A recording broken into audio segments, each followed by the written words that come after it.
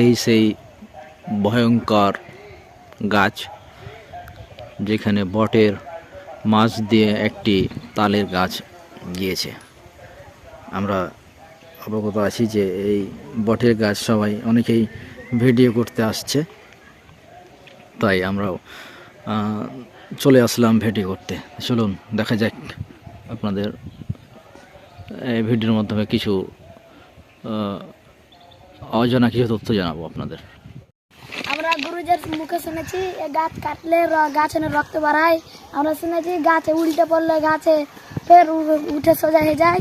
ফের আমরা দেখছি তালের গাছ পড়ে, ফের তালের গাছ উঠে পড়ে। এটা আমরা দেখেছি, আমরা গুরুদের মুখে শুনেছি।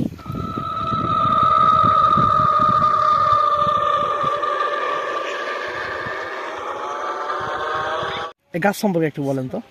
এই গাছটা তো অনেক দিনের গাছ, আমরা এভাবেই দেখি, এইভাবেই আমরা দেখি, এখনো আছে, এইভাবেই আছে।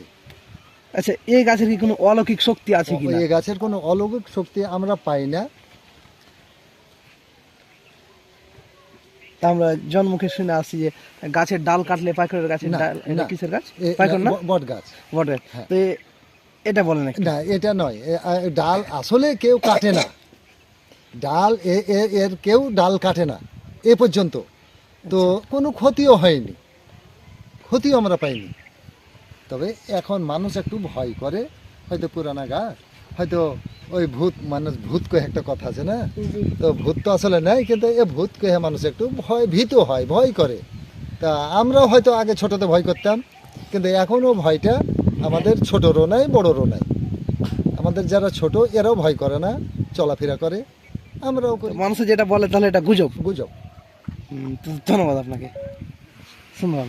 ঠিক আছে, মানে অনেকে বলে যে এরকম কোনোদিন দেখিনি বা শুনিনি, বুঝলেন? তো মানুষ কয়ে যে কিছু হাওয়া বাতাস আছে থেকে এরকম মন্তব্য করে। এই তো এখন এ পর্যন্ত জানাবো, আর কিছু আমি তেমন জানি না। আচ্ছা, এই কি রক্ত বের হয় কি? না না, হ্যাঁ সেটা বাজে কথা, কই আমরা তো কোনোদিন দেখিনি এরকম।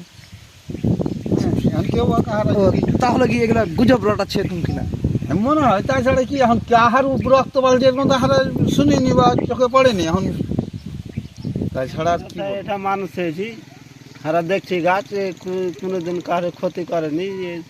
হারা গাছে উঠে খেলেছি, ই করেছি, কোনদিন তো এগুলো শুনিনি। এগুলো ধরো মানুষে যায় মন তাই কইতে পারে। তাহলে ওই গাছের ডাল কাটলে কারোর অন্ধ টন্ধ হতো না নাকি? না, কই হারা তো দেখিনি।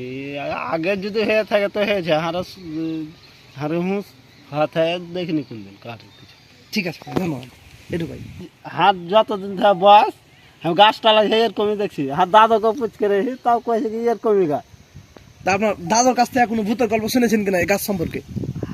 আগে হাত দাদারা কইতো কি ভূত টুত থাকতো, কিন্তু এরপরে একটা শিমলের গাছ থাকতো, তখন বহুত দিন আগে, ওটা পাকিস্তান আমলে তখন হতো।